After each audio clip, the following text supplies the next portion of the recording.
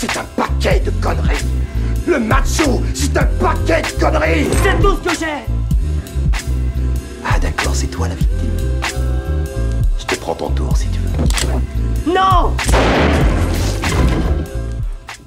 Salut tout le monde et bienvenue sur l'écran fou. Et aujourd'hui, bah oui, on va parler de ça. Qu'est-ce que vous voulez que je vous dise?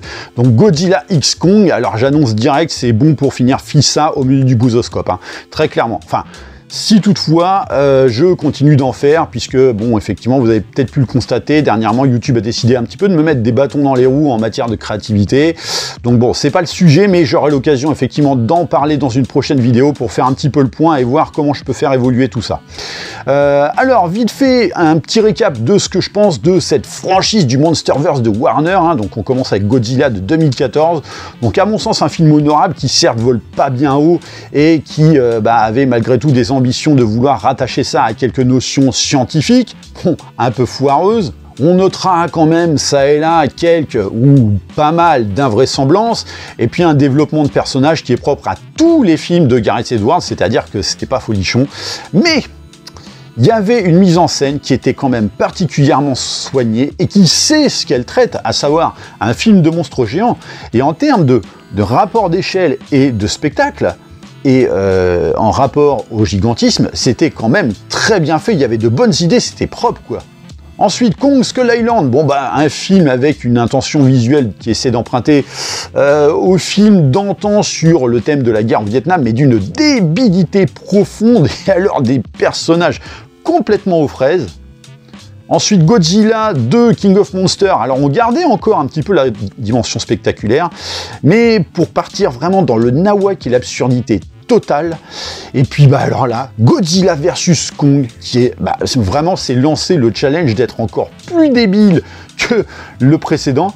Et alors là, mission accomplie haut la main, les petits enfants, hein. Tu savais même plus ce que tu regardais. Et alors, en termes de spectacle, c'était n'importe quoi, et en plus c'était pas dingue. En tout cas, ça l'était moins que les précédents opus, dans le sens où ça oubliait totalement ce qui est censé faire la force de ce genre de film, comme je le disais tout à l'heure, le rapport d'échelle et l'inertie des corps. Bon, et alors l'écriture des personnages, au final, ça rendait limite les personnages du premier Godzilla, mais vachement bien écrits, quoi. En fait, c'est comme ça que je la qualifie un petit peu cette franchise, c'est le Fast and Furious de Warner. C'est-à-dire harder, faster, stronger, but not better, mais plutôt more stupid. Ah, vous avez vu, moi et l'anglais, ça tabasse, hein. Bref, et alors que pour moi c'était pas possible de faire pire que le précédent, en fait il a fallu 2 minutes de la première bande-annonce de ce Godzilla X Kong pour me faire comprendre effectivement à quel point j'avais tort.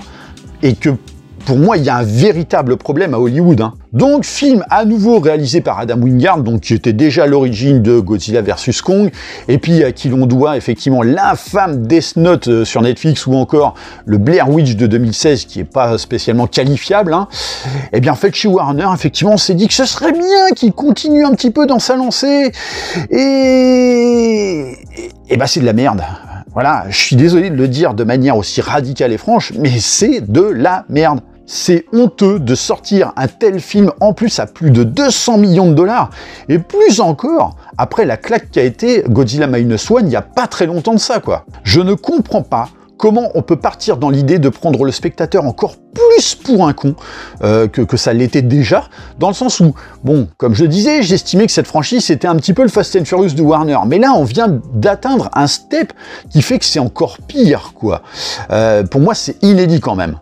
Alors, j'en vois venir me dire que ouais, mais t'as rien compris, ça c'est le genre de film qui est pas fait pour se prendre la tête, en gros tu poses ton cerveau à l'entrée et tu kiffes, quoi.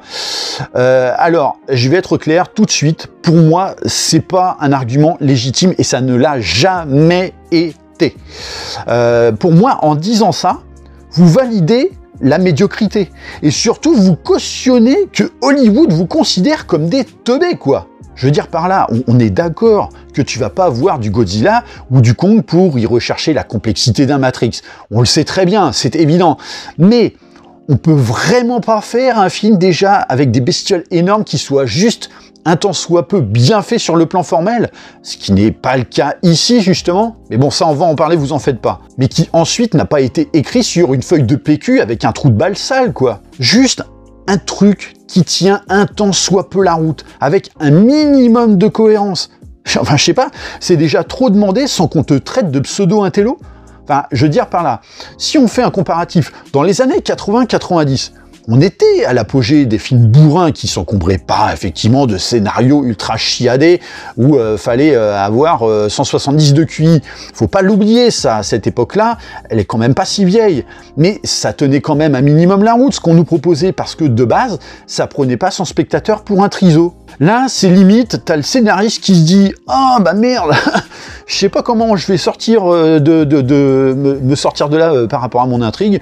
Va peut-être falloir que juste quelques pirouettes scénaristiques, hein. » Et puis t'as le réalisateur à côté qui dit « Oh, mais c'est bon, t'oublies pas, il suffit de coller genre une scène d'action avec plein de CGI et puis un monstre, et puis tu verras, les gens, ils y vont du feu, quoi. » On est clairement là-dedans, quoi. Donc pourquoi tout de suite en venir au fait qu'il faut éteindre son cerveau pour regarder un film de monstre? Non, je suis désolé.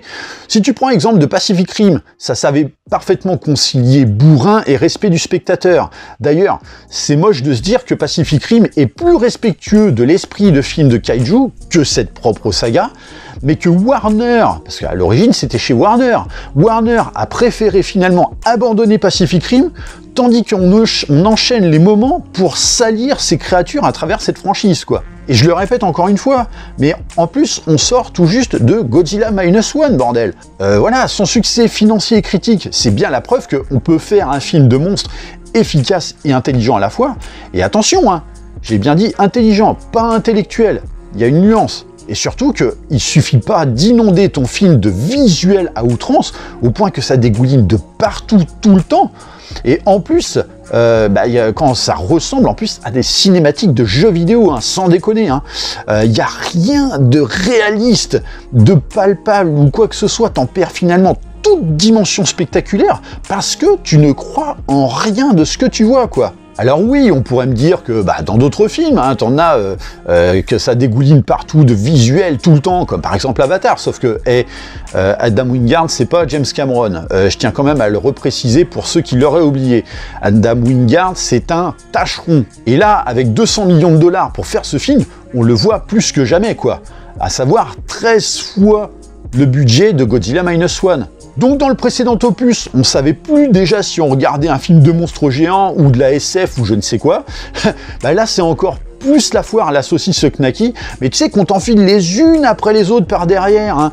Donc c'est-à-dire que t'as encore des délires à la SF, mais avec cette fois, alors t'as un petit peu de côté Indiana Jones, et puis une dimension mystique avec carrément une prophétie, mais complètement claquée. Le tout saupoudré, allez hop, d'un humour qui dessert totalement les moments d'enjeu, et puis alors des jeux musicaux, mais totalement hors sujet, quoi.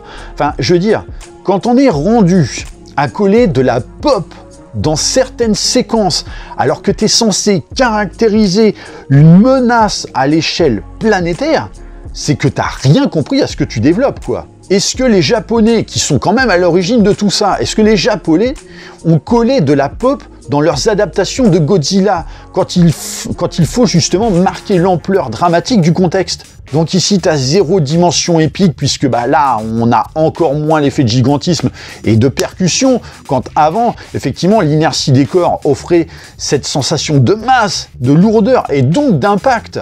Sauf que déjà, pour avoir ce rapport d'échelle, faut confronter tes créatures à un point de vue humain, et donc potentiellement à une ou plusieurs intrigues humaines. Et là, mais aucun personnage n'a d'importance ni la moindre caractérisation.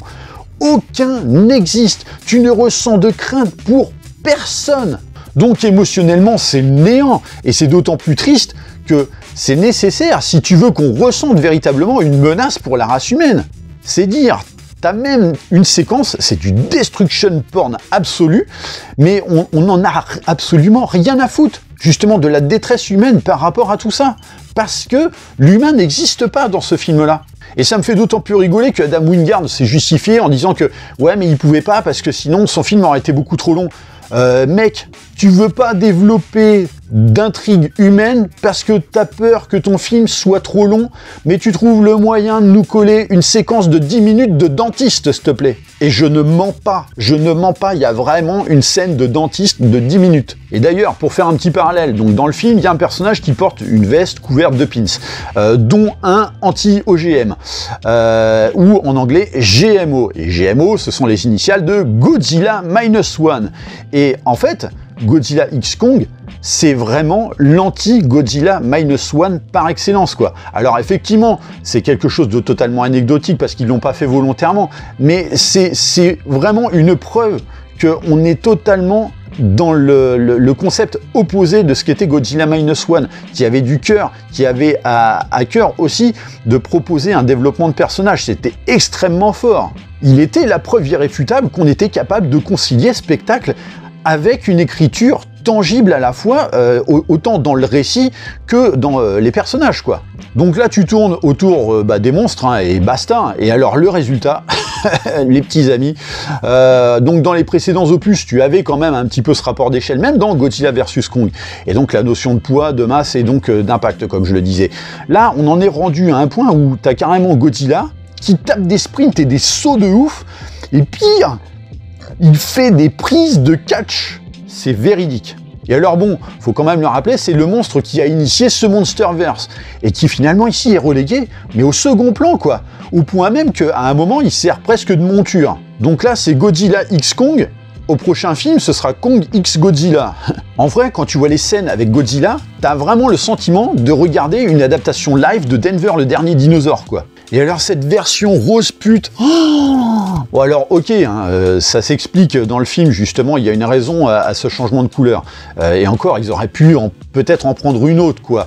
Parce que là, mais c'est vraiment en mode Barbie, mais paye ton charisme, quoi. Et de toute façon, comme Warner n'a pas vraiment réussi à décrocher de son succès avec Barbie, tellement ça faisait une éternité qu'ils n'avaient pas fait pareille recette, hein, c'est limite à se demander si en fait ils continuent pas de chercher à surfer sur l'aura de Barbie, quoi. Mais pour dire à quel point c'est mauvais, même quand Kong retourne dans la Terre creuse, t'as l'impression finalement de regarder un remake moche de La planète des singes, où rien, mais rien ne nous permet de prendre conscience que t'es face à des monstres qui font plus de 100 mètres de haut, quoi. Donc la mise en scène, c'est ultra générique, même le précédent y arrivait mieux, hein. Et alors bon, je sais plus sur quelle planète on est dans ce film-là, hein, parce que entre les vaisseaux spatiaux ou alors des délires avec des machines à la Transformers, pareil avec Kong en mode Thanos, avec son espèce de gant de l'infini en acier recyclé de tractopelle, qui est d'ailleurs un putain de Deus Ex Machina, mais balancé avec la finesse d'un scénario pondu par un môme de 7 ans quand il joue justement avec ses jouets dans sa chambre, quoi. Pareil, avec des scènes de surexposition. J'ai rarement vu aussi forcé et ridicule, quoi. Et alors le reste, bon, j'en parle pas, quoi. Ah si, la fin, mais what the fuck, quoi. C'est une baston, alors je suis désolé, hein, je vais spoiler un petit peu le truc, mais c'est une baston en apesanteur entre des titans. Oh, mais t'as l'impression de regarder Dragon Ball Z, quoi. C'est n'importe quoi. Alors bien sûr, tout cela s'ajoutant à un quota d'invraisemblance qui dépasse l'entendement et un refus vraiment de prêter la moindre attention aux soucis de logique quels qu'ils soient. On vous prend littéralement pour des demeurés, mais sans s'en cacher à minima. Moi je suis désolé, mais on peut plus valider ça, quoi. Sinon ça va être quoi après? Alors que pourtant, moi aussi, j'aime bien des fois le spectacle sans avoir à me prendre la tronche parfois. Mais un exemple tout con, on peut pas dire « Ouais, Dragon Ball Evolution, c'est de la merde » et dire de ce film en 2024 pour 200 millions de dollars « Ouais, mais c'est bon, on s'en fout de la logique », alors qu'en termes d'écriture, c'est du même niveau que Dragon Ball Evolution, je suis désolé de le dire, le tout desservi par des images de jeux vidéo, quoi. Bon, à la limite, vaut mieux adapter un remake en jeu vidéo de Rampage, hein. Franchement, hein, tu t'éclates plus, hein, parce qu'en plus, t'as le gameplay. Là, bon bah ok, t'as vu le truc une fois, mais après, c'est terminé, quoi. Alors oui, certains vont peut-être me dire « Ouais, bah en même temps, t'as vu les précédents, t'es un petit peu bête de croire que ça allait changer du tout au tout. » Sauf que moi, j'ai une chaîne YouTube à faire tourner, et ce genre de bouse, en plus, se justifie d'autant plus avec ma rubrique du bousoscope. Mais là, on atteint des sommets de nullité que je ne pensais pas possible.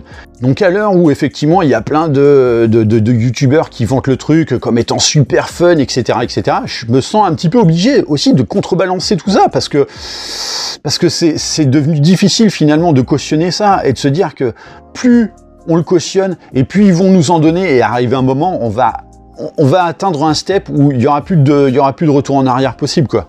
Donc voilà, n'hésitez pas à me dire en tout cas ce que vous pensez par rapport à tout ça dans les commentaires. Pensez à liker et partager la vidéo, pensez à vous abonner à la chaîne de manière à vous tenir informé des prochains contenus. N'oubliez pas d'activer la petite cloche et moi je vous dis à très bientôt pour une prochaine vidéo. Allez, bye.